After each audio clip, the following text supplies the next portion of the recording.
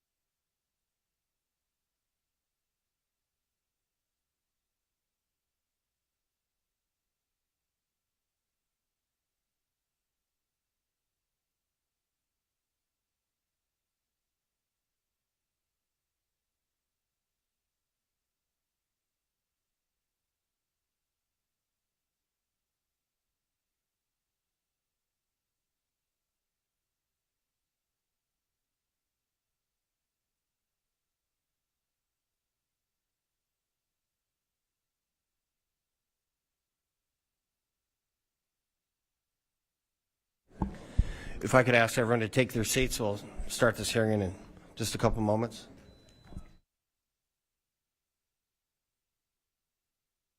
That was, I'll be honest, that was a lot faster than I had anticipated. Glenn's going to pop up here and then we'll get rolling.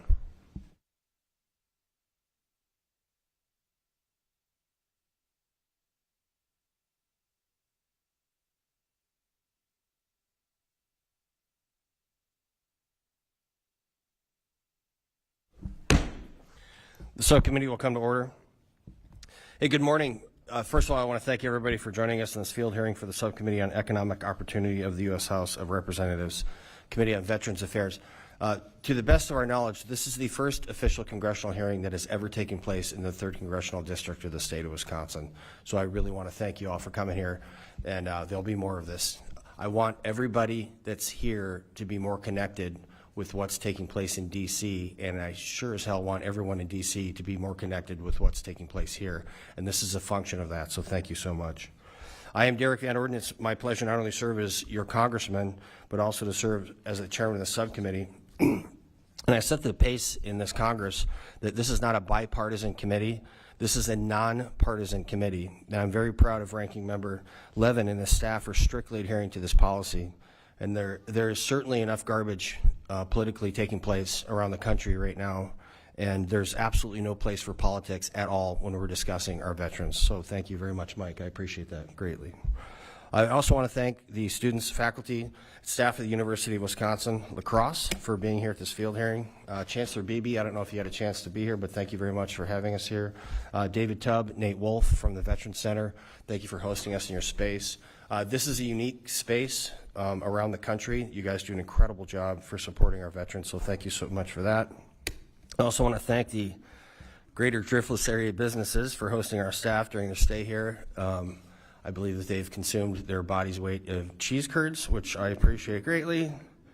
Mike just got here because he is down in Chicago. There's something going on there. I didn't read the papers this morning. Apparently there was something going on in Chicago, but it's great to have him up here. It's wonderful to see a school like this integrating veterans who have served our country and protected us into their campus culture. And that doesn't happen everywhere around the country, and so I deeply appreciate that. And again, I'd like to thank Ranking Member Levin. He's not just the ranking member of this committee, he's actually a friend of mine. We did the first subcommittee hearing, that was the first one in Congress at all. Was at Mike's district. He represents Oceanside, California. They have the highest population of veterans homelessness in the nation, and it is Mike's #1 priority to help alleviate veterans homelessness, and he makes a very, very strong effort in doing so. And so thank you for coming to my neighborhood. This summer, it's great to have everybody here in the state of Wisconsin. We are the largest producer of cheese, cranberry, you can take notes if you want, cheese, cranberries, horseradish, ginseng, prepared meats, bovine, dairy bovine genetics. I'll tell you what that means later.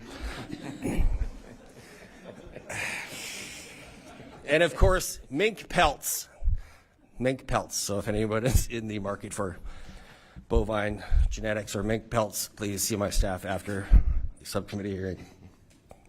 I want to thank you all, especially Mike, for traveling here to the great state of Wisconsin. And we're going to listen to the people from Wisconsin and also from the Veterans Affairs Committee to try to make sure that we can understand what the heck is going on. And before we get rolling, I'm just going to ask everybody that has served this nation in their uniform, please stand up. Holy beans.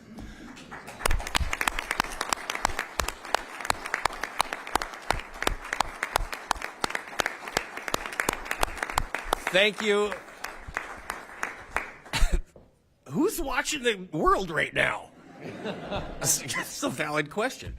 I see my commander here, Sir Doug is here from Monroe County, awesome guy. We have an active duty service member. He is a specialist. I don't know if he wants to be on camera or not, but he's around here somewhere, pretty good dude. I know his dad, who was a Marine. He joined the Army. His dad's mad at him still. But I also want to thank the staff. There's so much work that goes into having these, especially outside of D.C., so I want to thank the majority staff. I want to thank the minority staff for coming out here. It's just amazing. They leave their families to come out here to make sure that you guys understand what's going on. if any of you are having issues with the Veterans Affairs Administration, and I am your congressman, or if Glenn is your congressman, Congressman Grothman, I'm going to introduce him in a second. I want you to, my staff, raise your hand. Hands, okay. If you're having a problem with the Veterans Affairs Administration, everything from getting enrolled into ID.me, which we've got some groups here, or if you're having problems with claims and disabilities and stuff, we're here for you today, but we'll also be here for you tomorrow and the next day and the next day and the next, okay? And that's an open invitation. So the format for today's event is set up to allow you guys to see what proceedings in Washington, D.C. look like. It is not a town hall, but again, we've just identified everybody from the staff. If you have issues, please bring them up with them or me following, or with Ranking Member Levin. My top priority as a member of the Veterans Affairs Committee is suicide prevention. And as the chairman of the subcommittee, I've decided to take a novel approach to doing this by ensuring that our service members' transition from the military to civilian life is successful. We have a program called the Transition Assistance Program, or TAP, in order to help with this. And I've chosen to focus on TAP because those 24 months after someone leaves the service is unfortunately when a lot of our veterans decide to commit suicide. And that's because in a blink of an eye, they lose their rank and their uniform, they lose their social status, they lose authority, and anywhere from half to all of their paycheck. And it's incredibly stressful. And I decided to use our authority as members of Congress to make the VA take alternative and innovative approaches to preventing veteran suicide, as what they're doing is simply, it's just not working. Congress has provided over $120 billion since 9/11, $16.5 billion in this last fiscal year for veteran suicide prevention, and the veteran suicide rate is increasing. So what the VA is doing is not working. That is an objective fact. So this is another way to approach this problem set.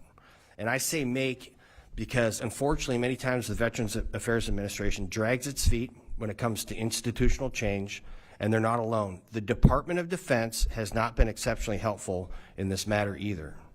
And no department, agency, or individual will ever be given any slack by this subcommittee if they are protecting their institutions at the expense of our veterans. So if you read the papers around here, you know that I can get a bit salty when I'm adamant about an issue, and this is no different. Getting TAP right is an upstream solution that will hopefully mitigate so many of the negative issues that faces our vets today, and potentially help Ranking Member Levin's #1 issue, keeping them off the street to begin with. And what we're going to do here is we're going to look at TAP very specifically, and having served for 26 years myself, I know how difficult the transition to being a civilian can be. I introduced the TAP legislation to enhance the TAP program, which is very well intended, but unfortunately it doesn't always meet the mark. A recent GAO study found that more than 4,300 at-risk service members did not receive the warm handover assistance that was needed. 4,300 of our brothers and sisters. And too many of them were falling through the cracks. We will be doing a better job to make sure that there's a concrete plan set from when they take off that uniform to put on a suit, or if they put on a tool belt to get to work. My bill increases the accountability within the DoD and requires more data collection within TAP. My bill will also refine changes the committee made in the past that DoD did not follow. Again, they're not being helpful. No two service members have the same life experiences or career in the military, and we should do all we can to help personalize the transition experience that we provide to each of them to meet their needs, not the department's needs. We're here today to listen, and I'm pleased that we have a great panel of witnesses with us today to talk about the transition from the perspective of Western Wisconsin. Our panelists today don't do the work they do for money or for fame, but to help our veterans, and I want to thank the panelists who are here today, and I look forward to today's discussion. Once again, I thank Ranking Member Levin for attending this field hearing here in the beautiful 3rd District of the state of Wisconsin, and I yield back. I now yield to Ranking Member for his opening remarks. Well, thank you so much to Chairman Van Orden for having me. Thank you to everyone for your hospitality. I understand if I'm here, I have to cheer for the Packers, not the Vikings. That's what I've been told. Thank you also to my colleague Glenn Grothman. I'm Mike Levin from Southern California. I have the great honor to represent Camp Pendleton. I don't know if we have any Marines here, but it's been my privilege and honor to serve these last 6 years. And, you know, I can tell you, when you get to Congress, you have the opportunity to serve on a variety of different committees. A lot of the committees that you probably see on cable news, people screaming and yelling at each other, not really getting anything done, not being productive. And your Congress member, Derek Van Orden, after his honorable service as a SEAL, decided to continue that service in the House of Representatives and made a choice to be part of the House Veterans Affairs Committee, which is probably the last bastion of, you can call it nonpartisanship, you can call it camaraderie, you can call it, you know, actually trying to get something done for people rather than just point fingers and yell. Sometimes we all point fingers at the VA. Sorry about that. But we do it, at least we do it in a bipartisan way, in a friendly way, most of the time. Look, we're making great progress, and I'm really hopeful that working with the chairman and working with my colleagues, that the staff will continue to work in a very collaborative way as well to get major veterans legislation passed this year. There's no reason we can't do it. We have to prioritize it. We are making great progress as it pertains to veteran homelessness. I was very excited to work with VA, HUD, and Treasury. Recent change, a very big rule for veterans who are on the brink of homelessness or have become homeless. If you are, if you get disability compensation, that used to be counted as income towards getting housing assistance. That's no longer the case. This is a very big deal. The PACT Act is another very big deal, and as I was making the turn into La Crosse, I saw a big old billboard for the PACT Act, and wanted to ask the chairman how he pulled that off. I want one of those billboards in Oversight, California. But I know that we're here to talk about TAP, and I just want to agree with what the chairman said. There is no one-size-fits-all for a transitioning service member. It simply doesn't work. We have to individually tailor TAP for each service member's needs as best we can. I've had the honor to go and participate in the TAP classes at Camp Pendleton, and they throw so much at our transitioning service members all at once in so many acronyms, so many programs. They expect everybody to know everything after, you know, basically feeding it all to them. It's like cramming for an exam, right? So we have some bills that hopefully would help. There's one that I introduced called the Transition Improvement by Estimating Risk, or TIER Act, which would add new screening criteria to better understand the risk factors each transitioning service member faces. It was passed in the House National Defense Authorization Act, so we passed that in a bipartisan way. But then it goes to the Senate, and we know that, I see Senator Baldwin's staff here, so I can't say too many bad things about the Senate, but that's not always where good things get done, so we need help with that. Ranking Member Takano has the Ensuring Veterans Smooth Transition Act that would automatically enroll transitioning veterans into VA health care. I think that's a very good idea. So we've been, working in a bipartisan way, nonpartisan way to address the problems with TAP, and I think your Congress member is spot on in the desire for us to work together and to improve things. We have to. We're going to continue to do it, and I hope we can get some stuff done this year. And with that, Mr. Chairman, I will yield back. Go Packers. Okay, now, he asked me, should you cheer for the Packers or the Vikings? So now you know we're working in a truly bipartisan manner, because he would have opened up with Skoll, and this would have been out. I just said go Rams, but nobody here would have liked that. They would not. Throw me out of here. Yeah. I'll now, thank you, Ranking Member Levin. I'll now introduce the witness panel. Our witnesses for the first panel are from the Department of Veterans Affairs. Include Mr. Dwayne Honeycutt, Executive Director of the Milwaukee VA Regional Office, who's accompanied by Mr. Nick Pamprin, Executive Director of Veterans Readiness and Employment, and Ms. Melissa Cohen, Executive Director of Outreach, Transition, and Economics. I'd ask the individuals to please stand and raise their hands. Do you solemnly swear that the testimony you're about to provide is the truth, the whole truth, and nothing but the truth? Thank you very much. The record will reflect that the witnesses have answered in the affirmative. Please take your seat.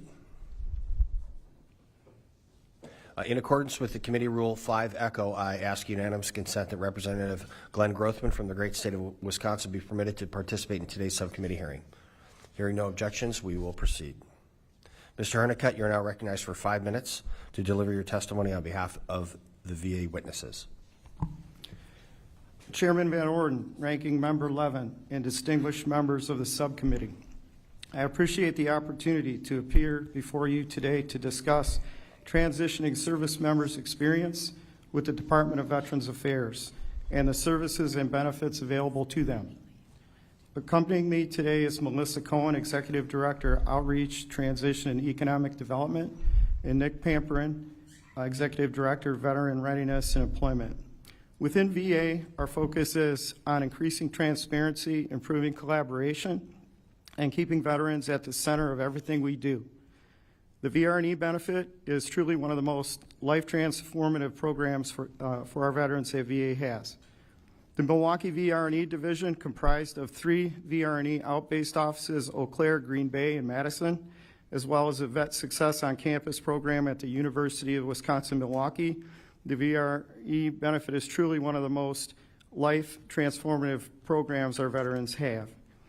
At the Milwaukee VA Regional Office, or RO, we have focused on positive veteran outcomes, communication with our partners about VRE benefits, and outreach. Vocational rehabilitation counselors have already achieved a positive outcome for 166 veterans this fiscal year, of which 141 have received an employment outcome. Of those, 25 have reached maximum rehabilitation gain, which means the veteran participant has reached full employability potential based on the limitations of their disabilities. Potential like Darren, a Marine from Milwaukee, who shared, "Pang, my VRE counselor guided me straight into a vocational field appropriate for my life experience. Her motivation pushed me to do better than I believed I could. I completed my degree and began a new construction safety manager career. My service-connected disability had limited my future earning potential. Pang facilitated a plan for myself and my family to move forward. We cannot be fully successful without the support of our partners. The Milwaukee RO regularly provides training and monthly briefings to county veteran service officers and veteran service organization partners about all aspects of RO operations, including VRE. In addition to assisting veterans who are actually seeking employment, the Milwaukee RO collaborates with federal, state, and county and city partners, and in this fiscal year, the Milwaukee RO assisted veterans with job placement into 20 federal, 3 state, 3 county, and 6 city positions. We also want to ensure we are doing our best to outreach to veterans themselves. The Milwaukee VRE division has taken a proactive role in presenting virtual meetings and events open to veterans throughout the state. The VRE division continues its active involvement with the Department of Workforce Development. In fiscal year 2024, we've had over 1,214 VRE applicants, the most claims the VRE division in Milwaukee has ever processed. The Milwaukee RO maintains a strong outreach presence across the state of Wisconsin, including to transitioning service members. During fiscal year 23, the RO participated in 14 reserve and guard outreach events and 5 thus far in fiscal year 24, assisting veterans in transitioning service members at events such as resource fairs and yellow ribbon programs throughout the state. I want to express my appreciation for your continued support and continue to improve our service to transitioning our nation's veterans, their families, their caregivers, and survivors. VA remains committed to increasing transparency and continued collaboration with you and our stakeholders. Chairman, this concludes my statement. My colleagues and I would be happy to answer any questions to you or any other members of the subcommittee may have. Thank you. The gentleman yields back. The chair now recognizes Ms. Cohen for 5 minutes for her testimony, and the written testimony of Mr. Honeycutt will be entered into the hearing record.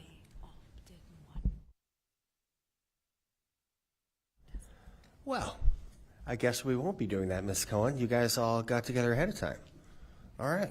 Well, I will now proceed to questioning. I ask the members and witnesses to please respect the 5-minute rule. Actually, I'm not going to ask you. I'm telling you. I'm shutting the microphone off for 5 minutes. Sorry, that's the senior chief in me. Anyone in the Navy gets that. I now recognize Ranking Member Levin for 5 minutes to question witnesses. Well, thank you, Chairman. I got a readout of the annual VA Military Civilian Transition Summit And one thing that concerned me was that very little, at least as I understand, very little was discussed about the Veteran Readiness and Employment, or VRE program. This has been an underutilized program for my 5+ years in the Congress, and I've been trying to figure out why that is and how we can improve. I think the role that the program plays with service members transitioning out of the military due to an illness or injury is incredibly important. It provides something called IDES, Integrated Disability Evaluation System, counselors that can help transitioning service members with automatic enrollment.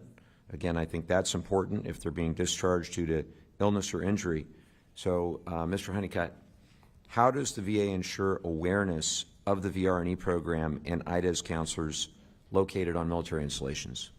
Thank you for that question. I believe Ms. Cohen would be able to provide a complete response.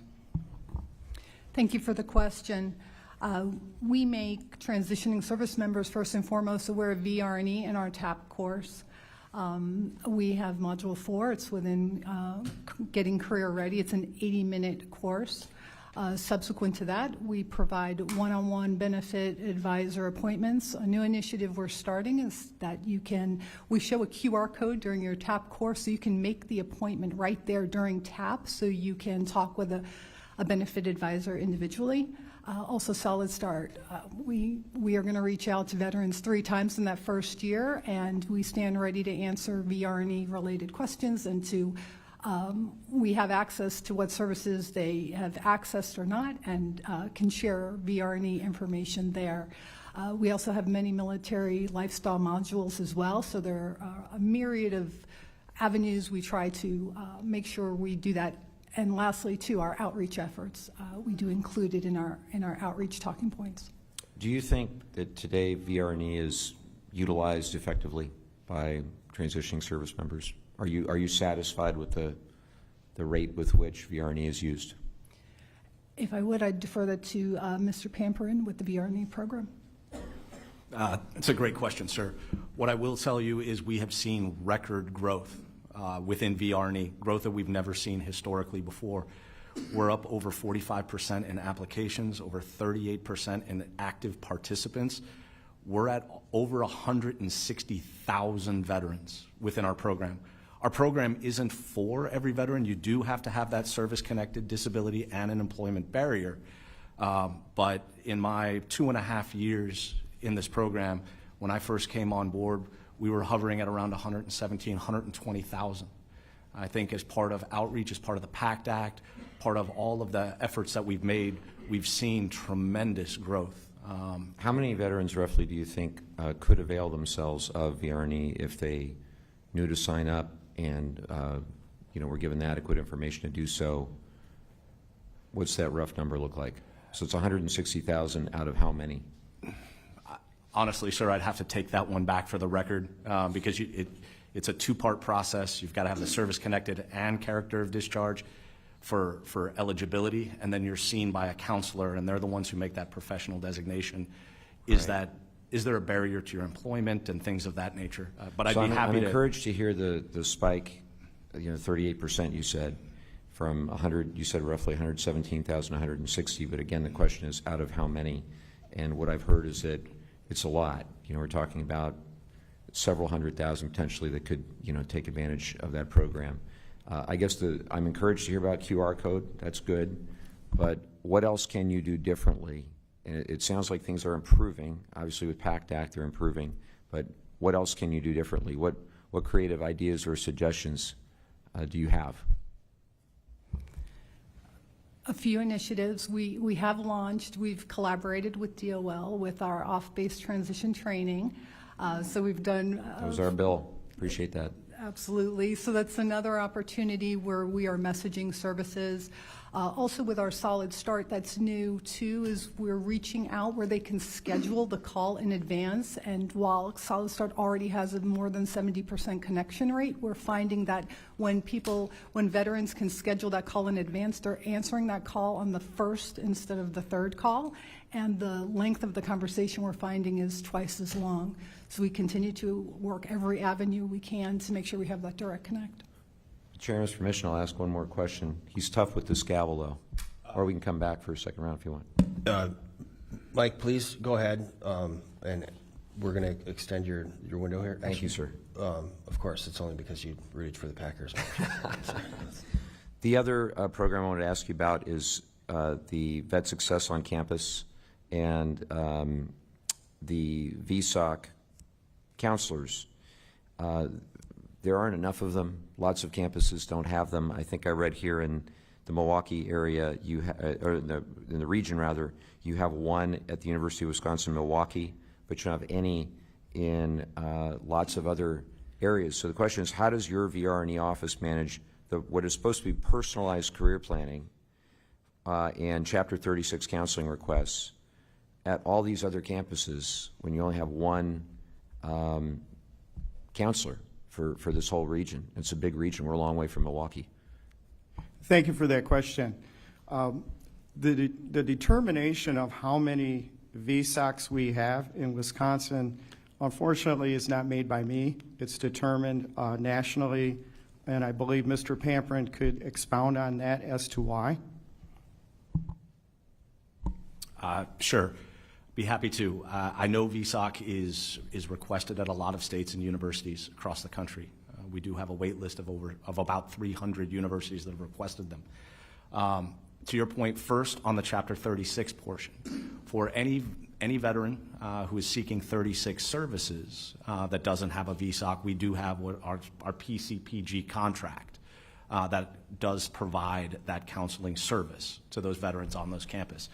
For schools that have requested, we've unfortunately been constrained by who we're allowed to hire for a VSOC.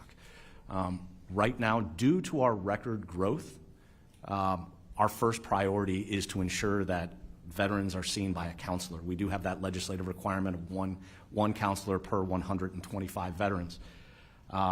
We recently added 342 FTE to the VRE program this year alone, just to maintain that ratio. The VSOC counselors on campus provide an immense benefit to veterans and to military dependents and spouses on that campus. But 76% of the work that they do is not VRE related. But we are constrained by, we are required to hire that master's educated counselor that has one of 5 degrees. Makes it incredibly difficult to recruit. And respectfully, my first priority has to be getting those veterans that are in the 31 pipeline, that massive growth that we've seen by a counselor. So that's where our primary focus has been. And do you know if that, my last question, if that master's requirement is a statutory requirement, or is that something that you've put in place via regulation? It is statutory, sir. So we'll take that back. That's a very helpful feedback. And I'd love to work with you and the committee on finding some relief so that we can potentially change that barrier that we have, so that we could look to add more or provide, the service to colleges. Yield back. He's going to get this gavel. The gentleman's time has expired. The chair now recognizes the Honorable Glenn Grothman, my very good friend from the great state of Wisconsin, for 5 minutes. Thank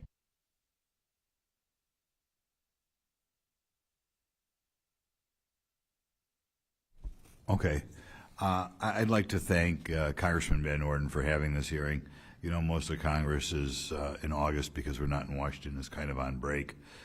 So I was very happy to see that Derek Van Orden was bringing a little bit of Congress here.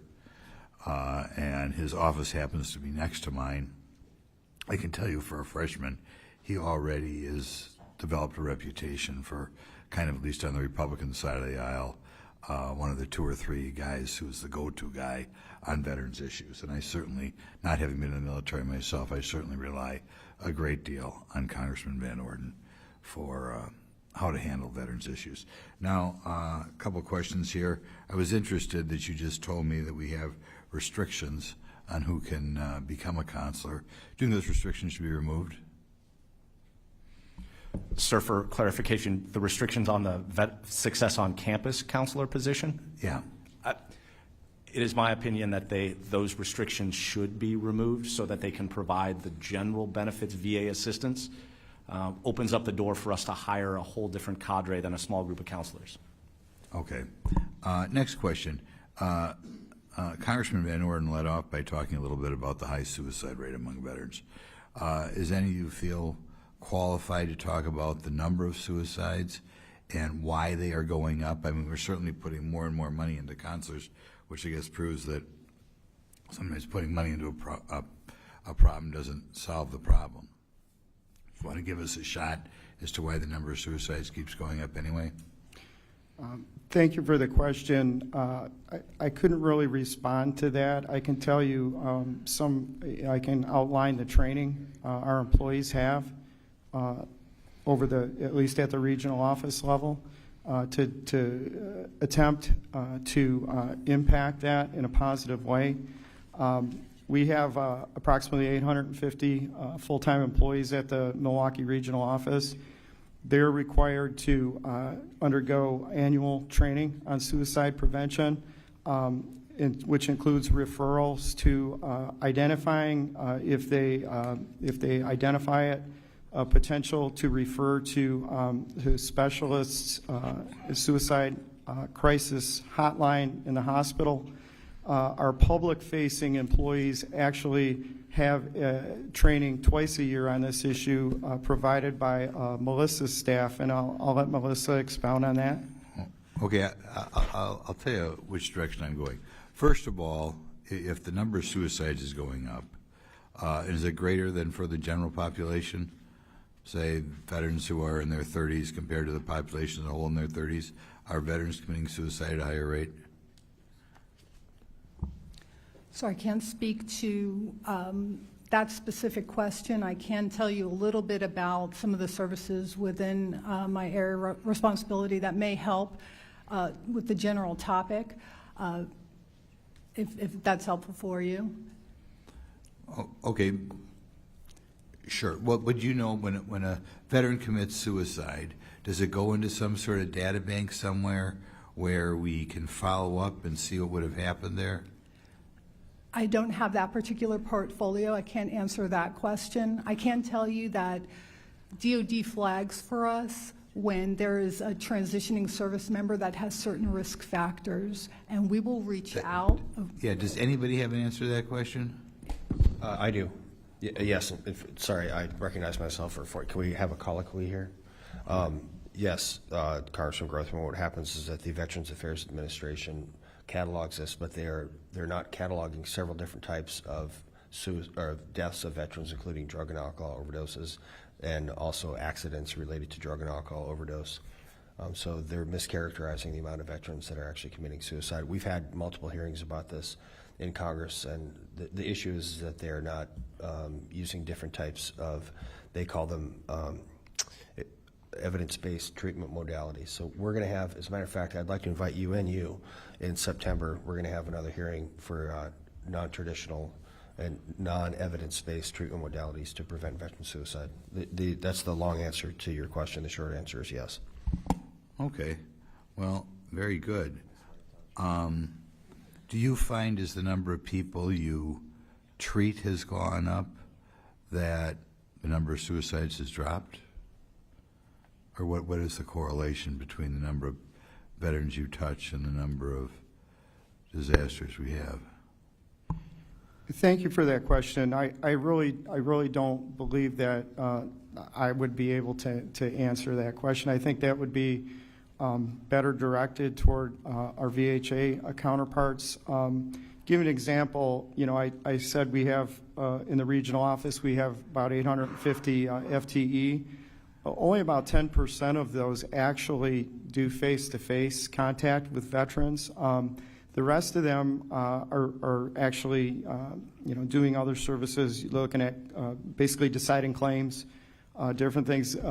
They may see flags within a claims file that there's a suicide potential, and they do referrals, or it's not unusual for the National Call Center, which isn't in Milwaukee, to refer a call from a Wisconsin veteran that there's a flag for suicide potential, or and it goes through a protocol referral process to the hospital, to the suicide hotline, up and to include welfare checks. There's a whole a litany of process there. But to your base question, I don't feel I would have the knowledge to answer it. Okay. I guess my 5 minutes is up. Gentleman's time has expired, and Glenn, if you want to do a second round, we're here all day. Okay. The chair now recognizes himself for 5 minutes. Yes, I just referred to myself in the third person. That's what you're supposed to do here in Congress. It's part of the problem. Okay, how many vets do we have here? Again, raise your hand. Okay, keep your hand up if you know what VRNE is. Oh. Okay. That's actually more than I anticipated, but it's about half. So that is an issue. If we have our veterans that don't even understand or know what this program is or that it exists, that's the problem. You know, we got a big surge. We're getting 200 more vets a month because of the PAC Act and all that coming up. But we can't forget about those who have served that are not going to go through TAP. And it's been a consistent issue that I've had with the VA is that we do try to get things done for the now retiring veterans, but we can't forget the people that made it so we're not conducting this hearing in German. You know what I mean? So we need to do a better job of getting this pushed out to the people that look like me and some of the other folks. I want to do a follow-up with Mike's question. And what I've noticed, and I'm sure that Mike was the chairman of this subcommittee in the last Congress, and I'm sure that he's noticed is that the Veterans Affairs Administration does a terrible job of framing a problem. Like, the problem is not framed well. And so, like, what is your current budget now for this? VRE, what is the current budget? I believe our current budget is, to include expenditures, $1.2 billion. $1.2 billion-ish, right? Okay. Are you sufficiently funded? I know it's never ask a government bureaucrat if they're sufficiently funded. You can't see behind you, but we can. And everyone's like, yeah. Right. So obviously within our program, and I do want to just quick mention something about suicide. One thing that truly makes VRNE great is veterans in our program, by our longitudinal study, have higher rates of healthcare utilization. Right. But that's to what your we're trying point, to do. Right. We need to make sure that we're funded for the staffing levels so that we have counselors to be able to serve veterans. Okay. Mike asked you a real specific question. How many folks are eligible for this? And you couldn't answer the question, which leads back to my original statement. The Veterans Affairs Administration does a terrible job of framing a problem. You can't tell me how much money you need for X amount of staff persons if you don't know how many staff persons you need because you don't know how many veterans need to be serviced. So you guys approach this, and it's not just you. I'm not bagging on you specifically. You guys approach this thing the wrong way. You try to build this huge model. You don't understand what needs to take place. So until you have an actual survey, until you have a census of the amount of veterans that are currently enrolled, the amount of veterans that can potentially be enrolled, you cannot reasonably ask us for the appropriate amount of money, which it's our job to write the budget to give you the money if you don't have the data points required. So I really hope that when you leave here, because we will follow up, that we get the answer. How many veterans are potentially, or how many veterans can potentially be enrolled in this problem? And it's not that hard. What's the disability rating? 30%? 10? It's 10%. So a 10% rating, right? And then they have to have certain restrictions, right? And you tie that directly to their diagnosis when they come out to get that rating. It's really not that complicated. It just isn't. I used this program to go to law school. I've used every single educational program from tuition assistance to VRNE. I've used the entire spectrum. No one can snow the snowman. And I know you guys are trying to do your best, but we have to do a better job of framing these problems. And we have to do a better job of educating the people sitting behind you, which leads me to this question. What is your interface with our CVSOs, our County Veteran Service Officers? What type of interface do you have with them? Is it a regular meeting? Is it a quarterly thing? Is it bi-monthly? Is it a newsletter? How do you guys interface with the troops on the front line, which are our County Veteran Service Officers? Thank you so much for that question. I can tell you, in the 10 years that I have been the director of the Milwaukee VA Regional Office, I feel, and I'll let them speak for themselves, I feel I have a very close relationship with our Wisconsin County Veteran Service Officer Association. We have monthly conference calls. We have twice a year they have their convention, which I am involved in speaking to. I'll tell you where we can do better is we usually spend the majority of time updating changes in the PACT Act, changes in benefit entitlement. We haven't spent as much time as I feel we should on VR&E type ancillary benefits, and I will make you that commitment. We have a meeting coming up or a convention coming up in October. I will make that forefront of my interaction with our CVSOs. Thank you, Mr. Honeycutt, and we will check my schedule, and if I'm not in DC, I will be there. So with that, my time has expired, and Congressman Grothman, do you want to do a second round of questioning? Sure. Okay. We will do a second round of questioning.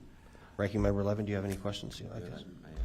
The chair now recognizes the Honorable Glenn Grothman for 5 minutes. Yeah, I asked a couple questions about suicide before, and you know, when our veterans take their own life, I hope that's something we're all realize what a catastrophe it is and what we're doing. And I'm a little concerned maybe we're not getting the appropriate data we can. So I'm going to throw out some questions.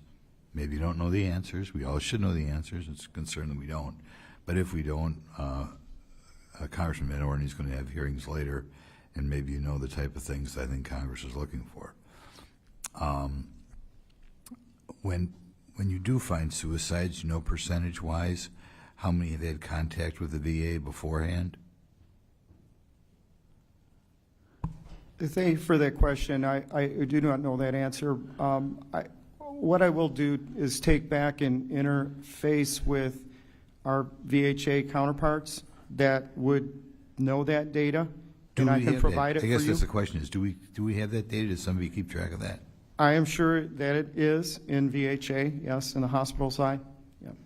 Okay. Next question is, if someone does commit suicide, do we have data on whether or not they received treatment for depression, and do we have data as to whether that veteran was on any sort of medication? Thank you for the question. I believe that data exists. I will make every attempt to get that for you. I'll tell you the reason I'm asking the question. Sometimes, because of HIPAA requirements, we're told that information we would like to have is not available. And I don't even know whether you have the ability to get that information. If we, for example, find out that a veteran committed suicide, do we have the capability of knowing whether or not that person was on medication or not? I'm unable to answer that question. I apologize. I really don't. I'm not in a position to be able to speak to that. Okay. I guess what I'm getting to, if we're going to solve this problem, we have to know certain answers, right? We can't just throw money at the situation, because if you throw money at the situation, you don't solve the problem. And if the treatment they're receiving is ineffective or poor, we've got to know that. So we've got to know, what is done. Was this veteran flagged for potential problems? If after he dies, was he receiving counseling for depression within the VA? Was he receiving counseling for depression outside the VA? And don't you think those are things that we ought to know if we're going to be serious about solving this problem? I don't disagree with you whatsoever, Congressman. Okay. Either of the other two folks up there have a comment? I agree with Mr. Honeycutt that VHA does own typically the suicide portfolio. Under my purview, I'll just give you an example.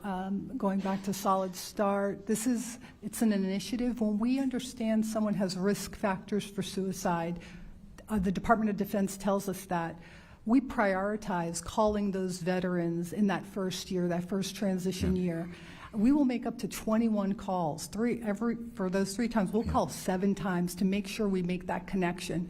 We've connected with 90,000 people since Solid Start has launched, 90,000 at-risk veterans, to make sure that we connect them with all the resources we can to the crisis line, and to make sure that we offer them support. I'll give you one more follow-up question on that. Please. Of course, they can ask for help through the VA, and I'm sure many people ask for help outside the VA. And I'm sure many people don't ask for any help at all. My guess, though I don't know, is because of HIPAA requirements, we may find it impossible to know whether or not people have received medication for problems or not, or if that medication is effective. Because there are a lot of people out there more skeptical of medication and think maybe it's even counterproductive. Do you think if you can't get the answers to these questions, that we should maybe put a hole in the HIPAA law to allow us to do research as to see how, when a veteran commits suicide, whether they were on antidepressants? I'm sorry, I can't speak to that specific HIPAA topic. Okay, well, thank you for allowing me to go over, and The gentleman I'll yield. yields. Before we dismiss you guys, I just want everyone in the audience to understand that Mr. Pamprin, Mr. Honeycutt, and Ms. Cohen are not dodging anything. This is not what you hear on TV. This is not the bureaucratic dodge. But what it does demonstrate is that the Veterans Affairs Administration has built itself on a series of pillars of excellence, or you know them as stovepipes, because there's part of the VHA, Glenn, that they don't even know this stuff. They don't cross-pollinate. It's because the Veterans Affairs Administration is the second largest bureaucracy on the planet, the first one being our own DOD. So I just want to be very clear with everybody here that these three folks are not dodging anything. They've been very forthcoming. But it is great to demonstrate the fact that these would be great things to know if we do frame the problem and we kind of readjust ourselves. It's not pushing a veteran through to get an education. It's pushing a veteran through to make sure that they're alive to get the education, and that once they get the education, they become a productive member of society as a civilian, just as they're a productive member of society as a member of the military. So I want to thank you guys very much. So are you driving back? Can you hang out for the second panel? You're all good? Okay. Well, with that, I want to thank you all, and you are excused. I hope you will, and you will be sticking around for the second panel. We will be in recess until we get ourselves set up here for the second panel.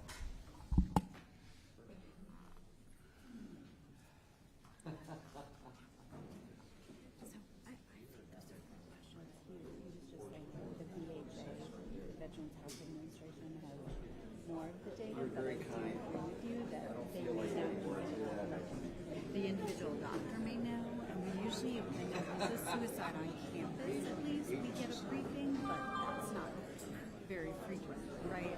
They ought to know the answer to this stuff, and my guess is they can't. You know, like if somebody kills themselves and they're going to a psychiatrist or psychologist outside of the VA, does anybody know? And I wouldn't be surprised even if they're receiving counseling through the VA. It's a secret as to whether they're on medication. And the reason I bring it up is there's smart people who think these medications are counterproductive. Yeah. And we ought to know that. Yeah, and I do think his hearing, he's asked for a hearing on alternative therapies and trying to get more faith-based organizations involved and that kind of thing. So I think we're planning to do that when we come back in. You might have asked the same questions to this. It'll be green so it's on, and when you're not speaking, I recommend turning it off.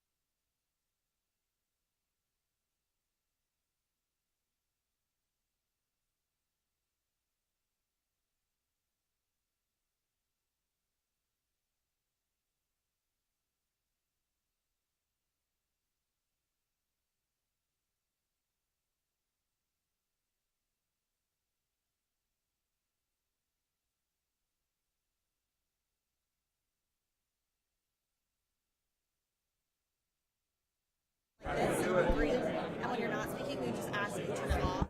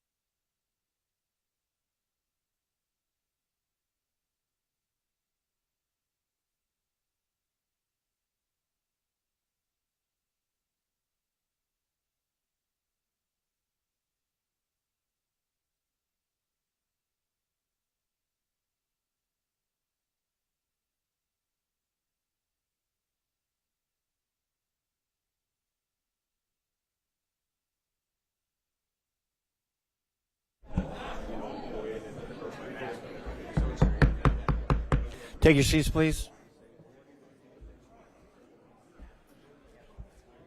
Take your seats, please.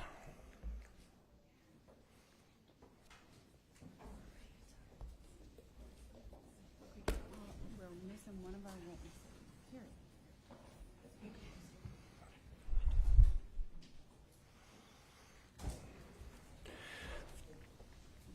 In our second panel, we have representatives from several local community organizations and student veterans. Mr. Joe Quackenboss, great name, Veteran Service Officer from Trempealeau County, Mr. Dustin Schultz, a Veteran Specialist at Western Tech College, and Ms. Dana Luba, VFW Commander in Wisconsin. And then we also have Ms. Caitlin Brown, student veteran from Western Tech. Morning, ma'am. And Mr. Adrian Moreno, a student veteran at the University of Wisconsin-La Crosse. I'd like to welcome you all, and please stand and raise your right hand. Do you solemnly swear that the testimony you're about to provide is the truth, the whole truth, and nothing but the truth? Thank you very much. Let the record reflect that all witnesses have answered in the affirmative. Please take your seats. Mr. Quackenboss, you are now recognized for 5 minutes to deliver your testimony. Thank you, Mr. Chairman. As a military veteran, transitioning from active duty to civilian life is a journey filled with both challenges and opportunities, especially when it comes to navigating the academic landscape. My experience transitioning both on and off the school campus has been a mix of triumphs and tribulations, but through it all, I've identified key areas where support from various entities could significantly have enhanced the process for veterans like myself. On campus, one of the biggest hurdles I faced was adjusting to the academic environment. Coming from a structured military setting to the more independent and sometimes overwhelming nature of college classes was a significant shift. Many veterans, myself included, could benefit from tailored orientation programs that not only introduce us to academic resources, but also provide guidance on time management, study skills, and access to tutoring services. Furthermore, the Department of Veteran Affairs plays a crucial role in supporting veterans through educational benefits. While the GI Bill offers valuable assistance, the bureaucracy and delays in processing claims can be very frustrating and discouraging for a lot of veterans. Streamlining the application process and the disbursement of funds process could alleviate a lot of stress and ensure that veterans receive the entitled benefits in a more timely manner. In addition to institutional support, veteran service organizations like the American Legion, the different CVSOs, things like that, they provide invaluable resources for veterans transitioning to civilian lifestyle. These organizations can offer a sense of camaraderie, something that a lot of us left behind, that peer support and access to valuable resources, such as career counseling, networking opportunities, and mental health services. However, that greater collaboration between VSOs and educational facilities, I feel like needs to be enhanced to ensure veterans are aware and connected to the vital resources they have. There is a gap between what even myself as a CVSO knows about the veteran benefits available for education and what there is for veterans when they step foot on campus. Community members also play a very high role in supporting veterans during the transition. Many employers, for instance, can implement veteran hiring initiatives and provide mentorship programs to help veterans navigate within the community. This can help combat the stigma and create a more inclusive environment for reintegration of veterans. In conclusion, the transition from military service to civilian life, particularly within the academic setting, is a complex process that requires support from multiple stakeholders. By improving access to resources, streamlining bureaucratic processes, fostering collaboration between institutions and organizations, and cultivating a supportive community environment, we can enhance the transition for veterans to ensure they strive in post-service endeavors. Thank you. The gentleman yields back. Thank you, Mr. Quackenboss. The written statement of Mr. Quackenboss will be entered into the record. Mr. Schultz, you are now recognized for 5 minutes to deliver your testimony. Thank you, Mr. Chairman. My name is Dustin Schultz. I'm a veteran specialist for Western Technical College, and I've been in my position for 3 years. Prior to this role, I was a veteran service officer and a nonprofit director for a veteran mentorship program where we worked with our local treatment court, our Veterans Treatment Court, and justice-involved veterans. Lastly, I am an honorably discharged U.S. Army veteran and served overseas during Operation Iraqi Freedom. I'll be providing remarks on the struggles I've witnessed as service members transition from the military. So, current programs like the Transition Assistance Program and Yellow Ribbon Reintegration Program, TAP, are great tools for helping service members transition into education and employment. However, senior leadership are often beyond the stage in their life. Officers already have a college degree, and senior non-commissioned officers often elect to transfer their education benefit to their dependents. Retiring senior leadership may choose not to return to the workforce at all. This is a disconnect between those providing these preventative services and the lower enlisted service members who do not share the same circumstance. And from my experience, lower enlisted service members struggle to transition the most. Veterans report that timing is a problem for the current transitional services. They see these programs as a series of checkboxes positioned between them and their release from the military. This causes participation to be rushed. Service members are not honest about what issues they may have to deal with upon a return, and do not foresee the challenges ahead of them. Veterans report that these programs are provided at the end of their time in the military and don't allow much time to consider the challenges that they may face. I believe there should be more efforts to start the transitional services much earlier in their careers. Service members are returning to a home where parents, a spouse, or other loved ones have taken on some of their responsibilities in their absence. They may struggle to find their role in the home, leading to relationship issues like divorce, and thus compounding emotional, financial, and social hardship. Services should include the families who are critical to successful transition and help prevent those compounding issues. Current service programs seem to lack follow-up after leaving the military. This can leave the veteran feeling discarded and devalued. Coordination with other services and programs is lacking. There's thousands of nonprofit organizations that can help. Services or support that is not specific to veterans are often overlooked. For example, we have veterans that are not aware that they can utilize the free application for federal student aid, FAFSA. I believe a case management approach that is proactively assessing the service members and their families as they transition back into the civilian life would be helpful. Incorporate all effective forms of support, such as faith-based programs, peer support, and others that are personalized to the individual. Exit services could be provided by a reintegration counselor, similar to that of the Veteran Readiness and Employment Program, Chapter 31, who can assist the service member in connecting to the appropriate resources. Veterans who die by suicide are alarming figures, but they often do not include those that die of accidental death due to things like poor decision-making, recklessness, or unintentional drug overdoses. The service member doesn't know how they'll handle the freedoms of civilian life until they experience it. I feel there should be an additional emphasis on making good decisions and minimizing risky behavior. Lastly, education benefits are a major reason many decide to join the military, and often the first endeavor for a service member after they transition. A common issue people report is the financial instability due to prorated housing payments. For instance, if a student begins spring term January 8th, the VA will prorate their monthly housing stipend and reduce their housing payment. When the term ends, the payment is again prorated and exclude any of the days at the end of the month that the student is not enrolled. I believe these inconsistent housing payments cause unnecessary hardship to student veterans and their families. Thank you. Thank you, Mr. Schultz. I just want to say something. So I know the three of you pretty well. And I told Mike the first time I ever met Dustin, he gave me the razz, like, what are you doing? I mean, like, hardcore. And I told him what we're doing. And we've talked repeatedly. And I really like the initial adversarial approach that you've taken, and by your testimony here, you actually know what you're talking about, as do you, Mr. Quackenboss, obviously. And then, Ms.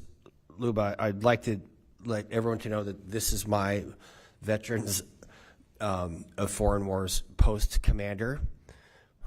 So thank you for coming today, Commander. We're both members of Legion Post 1530 here in La Crosse, and you are now recognized for 5 minutes to deliver your testimony, Ms. Commander. Thank you. House of Representatives, Committee on Veteran Affairs, and Congressman Van Orden, thank you for the opportunity to let me speak on my behalf regarding my transition from the military to my civilian life. I would first like to explain that I'm an almost 17-year veteran of the world's greatest Air Force. Most of my career has been as an Air National Guard member. I have always worn two hats, my military cover and my civilian cover. They both coexist with one another. My transition to using my educational benefits was a challenge for myself. For most of your entire young life into adulthood, it's controlled by somebody else. They help you to make decisions of your day-to-day. When you join the military, you are shifting it from a family member's job to help you decide to the military making those decisions for you. They set your day for you based on what is best for the mission. When I was given the opportunity post-training, I immediately enrolled into Western Technical College. I had no idea what I was doing. I just kept hearing, this is your opportunity, take it and run with it. And in the ideal world of knowing exactly what you want, that would have worked out perfectly. I spent 2 years using my GI Bill for a career that I don't think I ever wanted. I then proceeded to continue to use it at a four-year university with the same outcome. It wasn't until my first deployment in 2012 that I had time to sit and think in a once again extremely unstructured environment that I found what my forever idea was. After I returned, I continued to another four-year school and completed my bachelor's degree. One of the main benefits that the military will use as a recruiting tool is your school is paid for. And that statement is correct if you have the proper guidance to ensure that it is used correctly. Here I sit, an almost 17-year veteran with over $30,000 in student loan debt. I am very grateful for the opportunity to serve my country and do what I am doing, but it would have been nice to have better guidance when I was younger. They always say, once you get older, you will understand. I now fully understand the need for proper assistance when someone is beginning the chapter for their educational benefits. The Veterans of Foreign Wars support the efforts to making veterans transition a smoother process and assisting them in all ways. Veterans have given their worlds to ensure ours, and to be able to help them now should be everyone's goal. I would like to thank you for your time and listening to my experience. The gentleman yields back. Ms. Brown, you are now recognized for 5 minutes to deliver your testimony. I would like to thank you all for this opportunity to come here and speak to you guys about my experiences. So my name is Caitlin Brown. I served in the United States Navy from November 2014 to September of 2023. I opted to do the in-person TAPS class on board Naval Station Norfolk, and I personally did not find the week-long class to be beneficial. Day one, when I showed up, on the desks were a orange stack of books containing everything and anything, and we had what basically a lot of us in the Navy love to call death by PowerPoint. Basically, it skimmed over. We did have some guest speakers come in, and they just regurgitated what was on PowerPoints and weren't actually able to answer any of the questions that myself and my fellow military members had. And it's still the same for my friends who are going through TAPS class currently, because I did ask them about that. Sorry, I have a lot of anxiety. Ms. Brown, you have all the time you need. And then just going into my transition experience through my last command, which was Mid-Atlantic Regional Maintenance Center in Norfolk. I did not have a lot of help from them. They just kind of do the usual, hey, you're transitioning out, you're separating, we don't really want to deal with you. So they just don't like to help you. I had I do believe, 4-month observe. So a lot of my stuff on the tail end of my contract didn't show up when I actually had to file my separation paperwork. I had to actually beg another E7 to argue my leave chit for me so I can take leave from July to September to finish out my end of contract here at home. And thankfully, he took pity on me and did go argue with the higher ups and the officers and be like, hey, this is her case. She has everything, she did the math. She has all the paperwork to show you that she has these days of leave occurred to take this full amount, even though it doesn't actually reflect in our web pages. And then my next biggest issue was dealing with my household good moves. I had to go through the Sudath Moving Company, and about a couple months after I got home, I had a couple months left to actually file all my paperwork, and they changed the entire system. So I didn't have numbers I needed to actually enter in and to try and get paid for stuff they damaged, like my washing machine. It looks like it fell down the highway. It still works somehow, but it looks horrible. They managed to break a couple TV, a couple other odds and ends, and I'm just like, this is kind of fantastic, but I can't get reimbursed because you guys changed everything.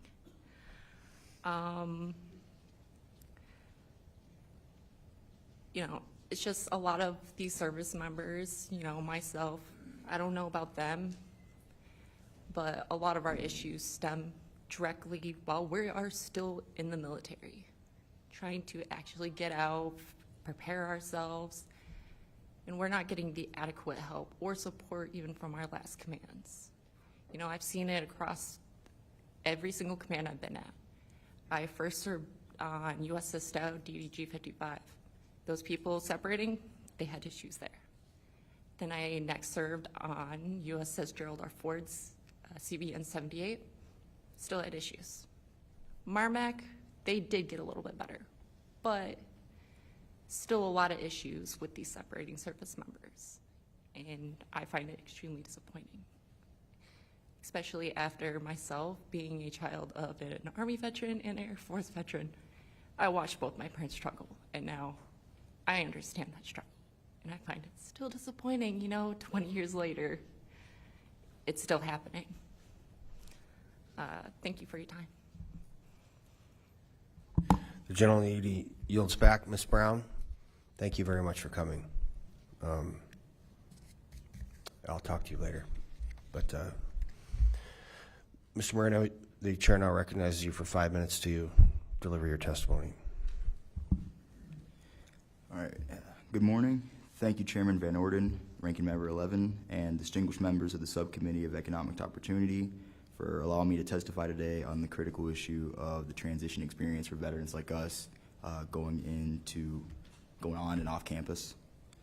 My name is Adrian Miguel Marino. I'm a senior here at the University of Wisconsin-La Crosse. I am the president of the Pre-Law Society here, as well as the Philosophy Club. Outside of that, I've done youth sports coaching as a volunteer for the past 4 or 5 years since I've been here. Before this, I served in the Mississippi National Guard straight out of high school, and after that, the Wisconsin National Guard, and worked for the state of Wisconsin in a civilian capacity for my last 2 or 3 remaining years serving with the Guard. I come before you today as a person of Hispanic descent, a person of color, as well as a veteran to express concerns on behalf of those who are accustomed to being underrepresented. I come before all of you today because our service members face a unique battle transitioning into life as students. It is crucial that we as a society, through our institutions, provide comprehensive support to these veterans to ensure their transition. Transitioning service members, particularly those who are first-generation students like myself, often lack proper academic guidance, despite never even having stepped foot on a college campus. While veterans undoubtedly possess valuable skills such as adaptability and resilience, these alone are not nearly sufficient enough to sustain academic performance. The result can often be discouragement, isolation, and abandonment of educational goals. In my own experience, transitioning from the military service to civilian life and academia was a process of trial and error. I found myself job hopping, trying to find a role that suited my skills and interest. This period was challenging and very often discouraging. The need that I had for structured guidance and support went consistently unmet, and because of that, to say that I struggled immensely would be an understatement. Good distinguished members of the committee, we need to equip veterans with tools and resources to explore different career paths and understand how their skills can translate into these civilian roles and not just speak about them. I have personally experienced these difficulties and was fortunate enough to meet civilians who provided crucial support, not because I was a veteran, but just because they saw how hard I was working to even stay on campus day in and day out. Unfortunately, many service members do not have the same experience. To address this issue, I propose that we empower our service members with the same level of interest and guidance that the universities here offer first-year students. Specifically, I recommend the introduction of first-year experience courses tailored for veteran students. I also advocate for institutions to provide and promote career advising and skill translation services. These measures can help veterans translate their military skills into academic and civilian settings, fostering a smoother and more successful transition. In support of these proposed solutions, research often shows that the most significant barrier to pursuing a college degree after service is that we are often outliers in the classroom. Everything that we know is from personal endeavors and not from structured guidance. A first-year experience course tailored for veterans could help them navigate their classes and on college campuses, manage their time more effectively, and understand the resources available to them. Such a course could also provide supportive community either for or comprised of veterans to prevent many of these feelings of isolation and more importantly, prevent many avoidable failures. In conclusion, we must provide comprehensive support to these veterans transitioning into civilian life and academia. Again, I recommend the introduction of a first-year experience course tailored for veteran students and the promotion of career advising and skill translation services. While the parking spaces are great, a little guidance can go a very long way. And these measures can provide veterans with just that, allowing them to translate their military skills into academic and civilian roles to lead society, not just be a part of it. I come to you today in a very privileged position to talk about something that's very personal to me, my failures, not my victories, because I had the right people that helped me just in time to get through here. And like one of our service members here, despite having the support, I'm in $30,000+ of debt, and I'm not even through graduate school, and I plan on going to law school after this. I'm willing to answer any questions that you have about these recommendations. Thank you again for the opportunity to testify on this important issue. Thank you, Mr. Moreno. Before we get into questions, I just got to tell you, we're different. We are different. Brown, Lubis, Schultz, Quackenboss, Moreno, me, the rest of the screwballs behind you. We're just different. And I think that makes us unique. And we have the ability to tell these younger people that have rolled out of high school and what the world really looks like. And they get to see commitment. And they get to get inspired by your experiences. But nothing's ever going to make you a civilian again. And that there's good and bad with that. But I appreciate it. I'll get to more in question, but thank you for your testimony. All of the witnesses' testimonies will be entered into the official record. I now recognize Ranking Member 11 for 5 minutes. And apparently it's 8 minutes today. I don't know what's happening, guys. This is unusual for him. It's crazy.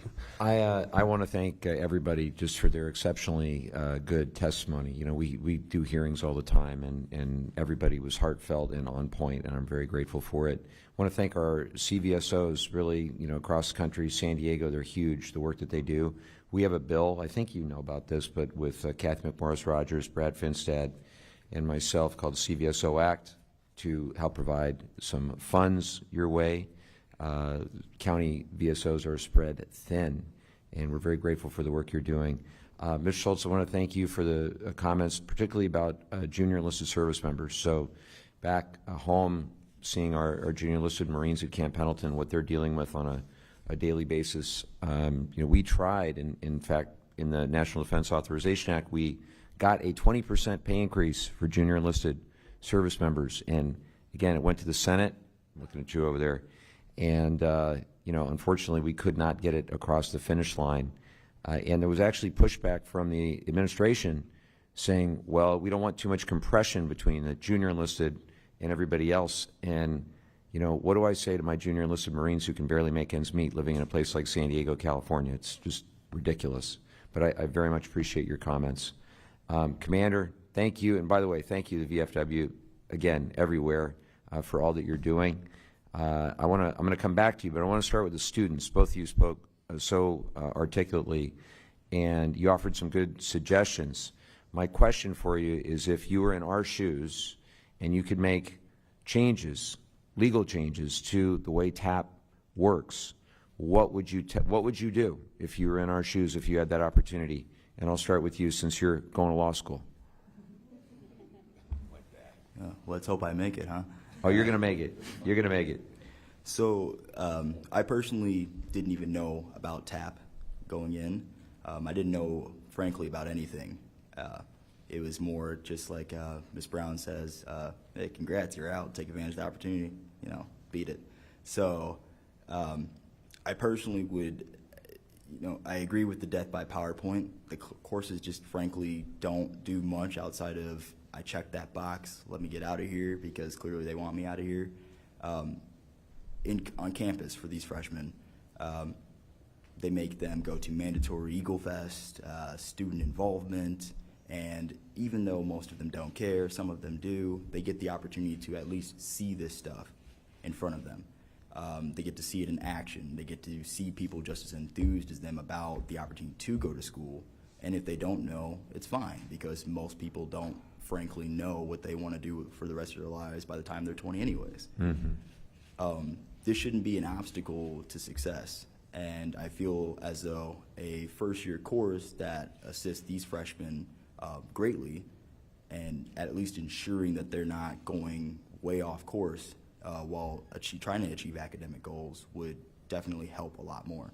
So making it a mandatory thing for first years, I just know that making the Veterans Office on campuses easier to find would be helpful as well. It always feels like a scavenger hunt trying to find wherever a VA is. Great suggestions. I'll ask you the same question. Honestly, I think that the TAPS program, it has the correct intentions, but how it manifests is not there. I think instead of it being a week-long course, that it needs to be expanded so you can actually go in depth and make sure that everyone that is going through the program actually understands what is being presented to them. Because, you know, by PowerPoint, they're just like, okay, here, and speed talk for about 15 to 20 minutes, and then they're like, okay, see you, bye. It's not beneficial for everyone. It goes in one ear and completely out the other side. I think it would greatly benefit from being lengthened. You know, by that time, most commands are like, okay, well, you know, we know you're on the out. You need to do this class. We think it should be longer. And they're already preparing to essentially replace you anyways.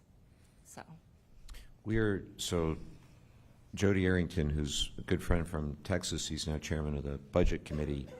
He and I passed a bill that's now law for this off-base transition pilot. And the idea is to try to do some of what you're saying, but we haven't really seen the results. And frankly, and our friends are still here from VA, it took like 3 years to get the thing going. That sometimes happens too. We'll pass a law, and then we'll say, okay, now now we're good. And then it takes 3 years for them, 2, 3, 4, just to get the thing running. So there are some things happening. I just really want to thank you both.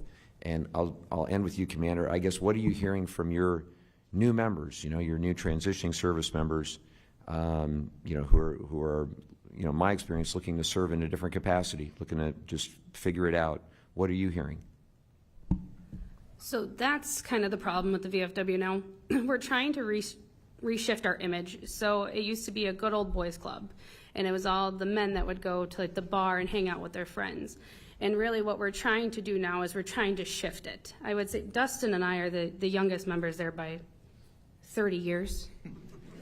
No offense if any of them are listening to me, but it's true. No, you're I'm there. right No, you're there. here. You're there. I'm literally sitting in front of you. But the thing is we're trying to shift that. So one thing that I've worked with Dustin is reintegrating our scholarship program. And so we get them out to Viterbo, to TC, and to UWL, and we try to get veterans that are qualified for the VFW with their DD-214s if they submit a letter, and it can be on any topic. Really, we don't really pick it, but we want to know why this would be beneficial. That's how we got Dustin in the VFW, is he did the scholarship, and he's been stuck ever since, and he can't leave now. The other things that we try to do is we try to get out into the community a little bit more.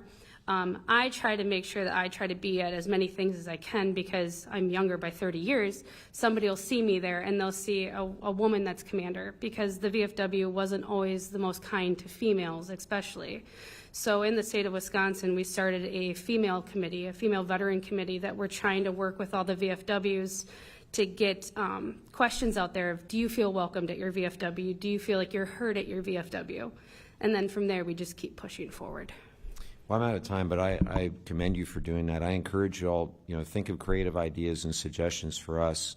I know you have a very receptive member of Congress right here, and we need your ideas. We need your input, and I'm just grateful to you all for your service and for your testimony today. This was outstanding. Thank you.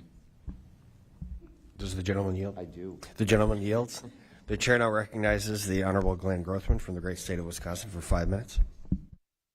A couple questions. I have an idea of doing something. I get around to a lot of the employers in my district, particularly manufacturers. They almost routinely tell me that we have too many people getting 4-year degrees out there, and they're not getting a lot of value out of them.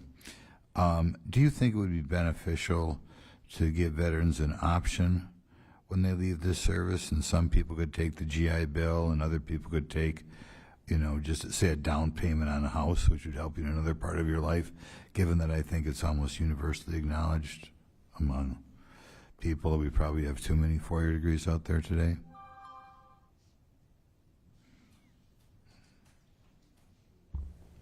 Well, I am not in a position to be buying a house anytime soon. I found that my struggle often was off campus, if this helps.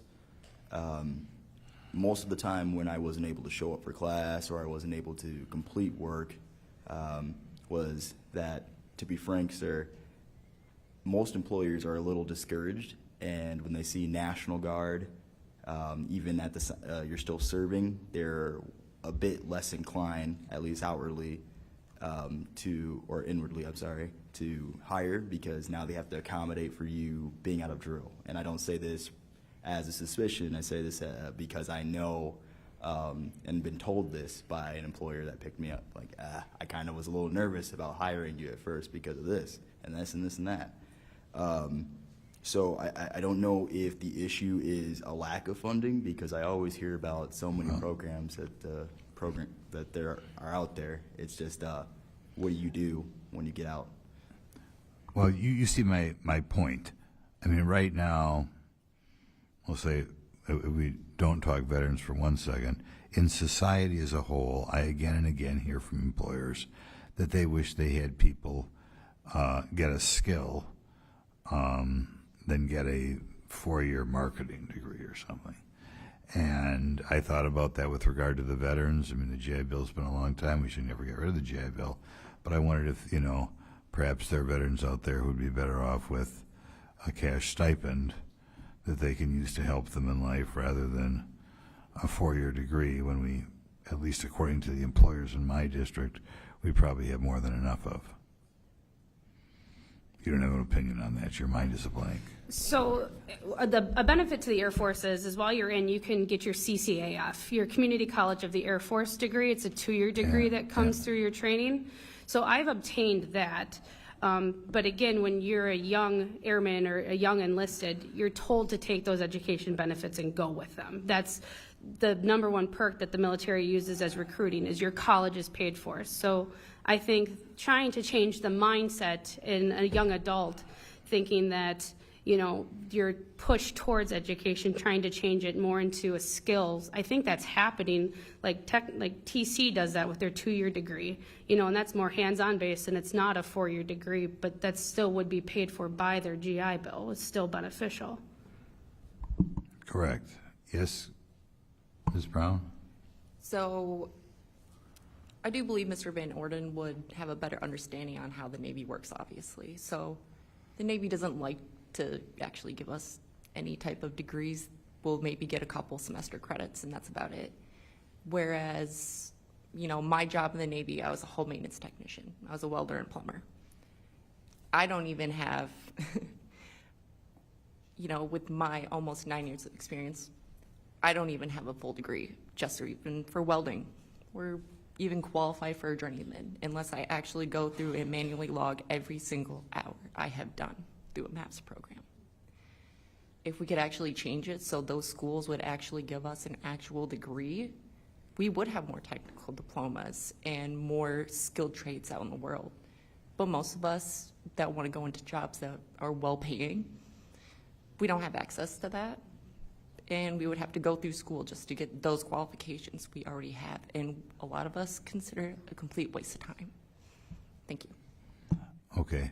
I'll make one other comment. You talked about a stigma. Usually when I associate veterans looking for a job, it's uniformly a positive, okay? I've hired veterans in my office. I can tell you it jumps off the page if you're a veteran. So I'm not sure I would spend a lot of time talking about a stigma, because if there is a stigma, it's got to be a tiny segment of the population that has a stigma on hiring veterans. I think everybody that I know would consider a person who is a veteran is a positive in hiring them, and that's just a little comment. So I guess I'm over my time. Thank you for giving me an extra 12 seconds. Does the gentleman yield? I yield. The gentleman yields back. Mr. Moreno is referring to being a National Guardsman where you're continuing working. So you are correct? Oh, sorry. The chair now recognizes himself for 5 minutes.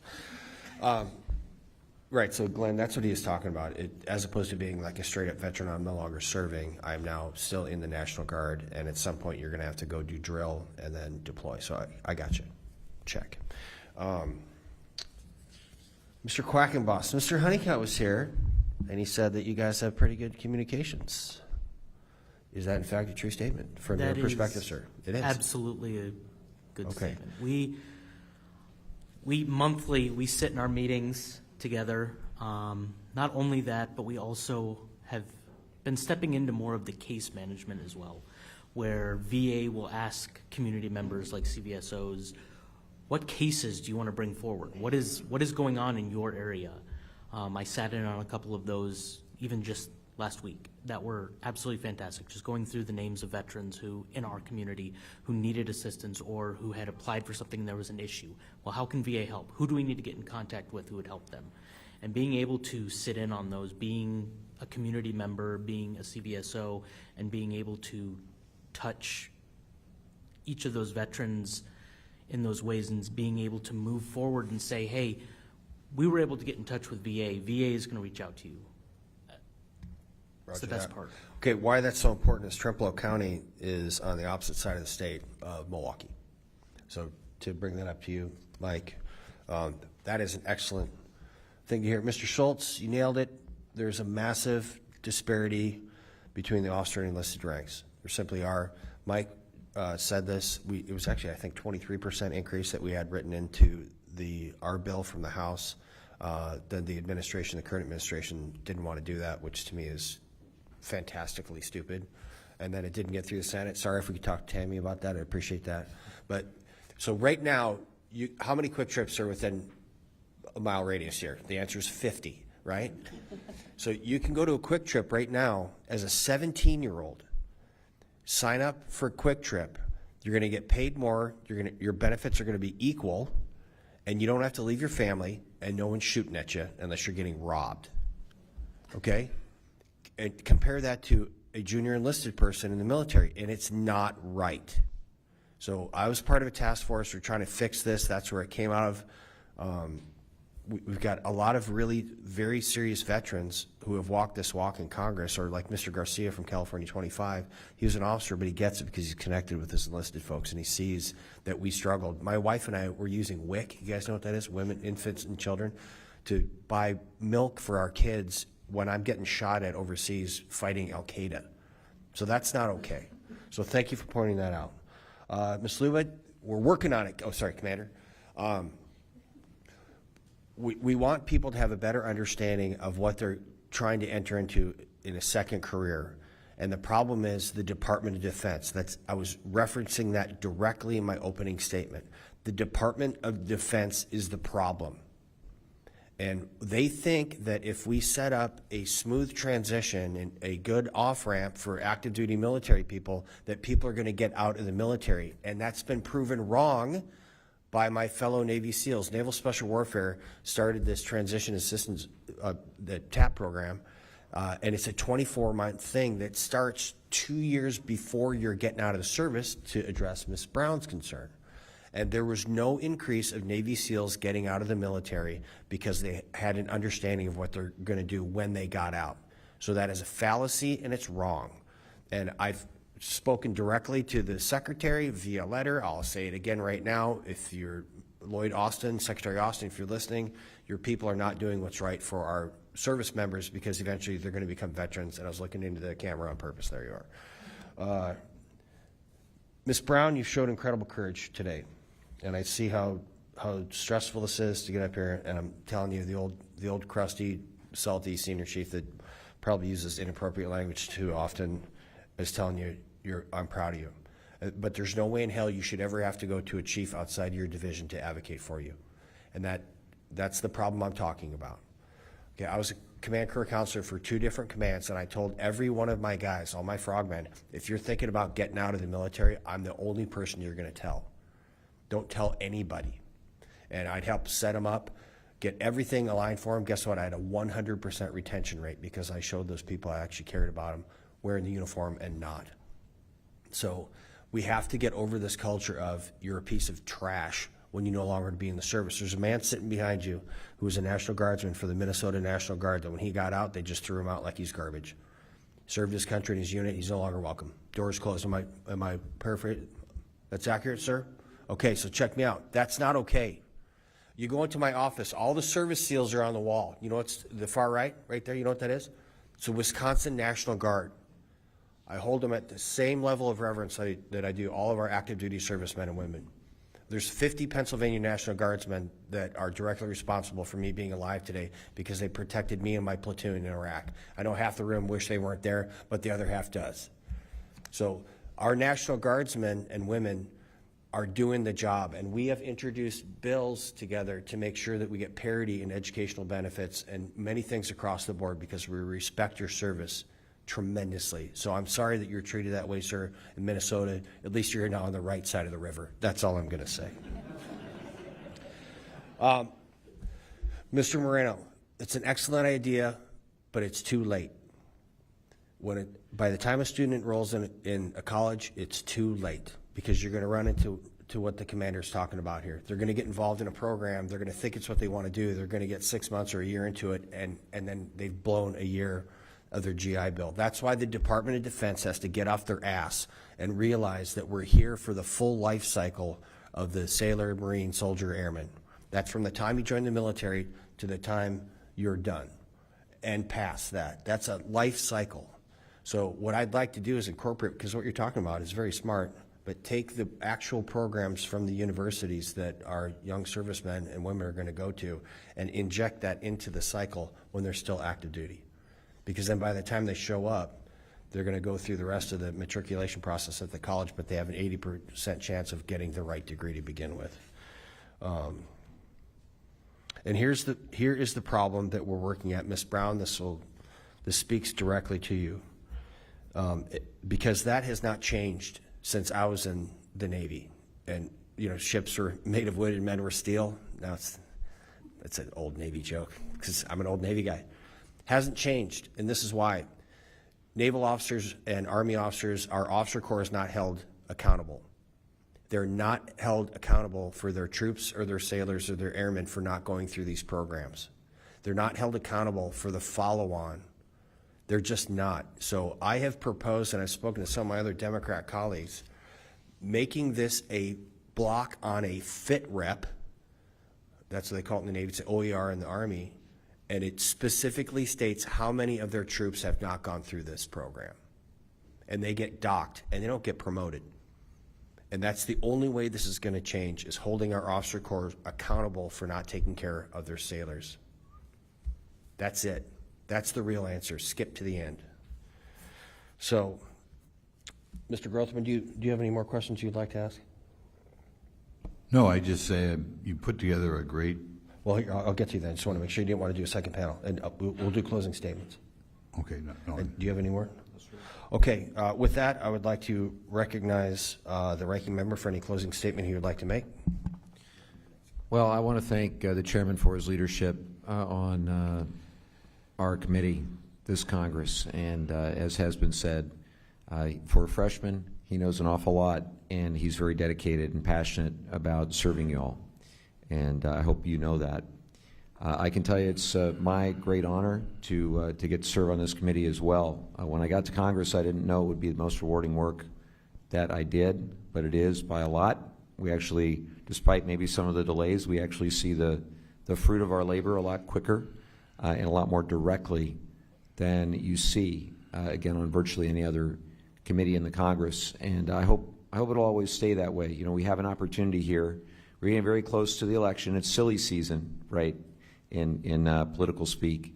And it gets harder and harder to get things done in Washington before an election. But whether it's before the election or before the end of the year, in what they call the lame duck session, we have, I believe, a moral obligation to get a veterans package done for this Congress. And I've got a couple bills in there, including the CVSO Act, including the GROW Act, which is a bill that'll hopefully get lots and lots of veterans employed at the Department of Interior in conservation jobs across the country. That's something that's very important to me as well. But we've got to get it done. We've got to work together. And I thank the chairman and I thank Representative Grothman for their work in this regard. You'll get back. The gentleman yields back. The chair now recognizes the Honorable Glenn Grothman for any closing statement he may wish to make. I'd just like you to thank you for putting together these great panels. I think we learned a lot today. I think we learned there's some more questions we want to have answered in the future, particularly with regard to the cause or what we can do about suicide. But, you know, one more time, I learned a little bit more about the veteran situation from Congressman Van Orden. And again, I'd like to thank all you folks for taking time out of your busy days to come down here and educate us a little bit. The gentleman yields back. Well, thank you very much, everybody, for coming. I got to tell you, I hope everybody noticed a couple things that happened today that you're never going to see in the press. You're never going to see members of the veterans community writ large openly praising the Veterans Affairs Administration. You just don't see that. They're the easiest can to kick around. And I want you to understand that there are a tremendous amount of professionals at the VA that are trying very, very hard to get things done. And you saw that witnessed today, which is fantastic. From the healthcare side of the VA, I get all my healthcare through the VA, including these awesome glasses. I get seen here in La Crosse and at Toma, and I'm very, very proud of them. Is anybody here from the health side today? Okay. Thank you, ma'am. Oh, hey, what's up? So listen, I am very, very proud of them. And people need to understand that there are, the Veterans Administration, there's a lot of people that are trying to do what's best. Unfortunately, the higher you get up, the more convoluted it gets, and people start protecting institutional equities and not the veterans. That does not happen here in La Crosse. And it doesn't happen over in Toma either, for whatever you've heard. And I just want to be crystal clear that I'm exceptionally proud of our people that work at the VA, in particular in the healthcare side. Because, I mean, look at me, spring chicken right here. You guys are a key component, especially our VSOs and our CVSOs. So we have to be able to sit across the table, and if that has to be at the bar across the street, or if it's in an office in a county building, and look each other in the eye, because then we're going to know if something's okay or something's wrong. Every single person here that has managed a single troop can look at a sailor or a soldier, an airman or Marine in the eye for a millisecond and go, hey, dude or gal, sit down. Get a cup of coffee and tell me what's going on. So without a direct connection from the VFW, from the American Legion, Disabled Veterans of America, all these groups, and without our CVSOs, we're going to keep having a problem with our veterans committing suicide because they're disconnected.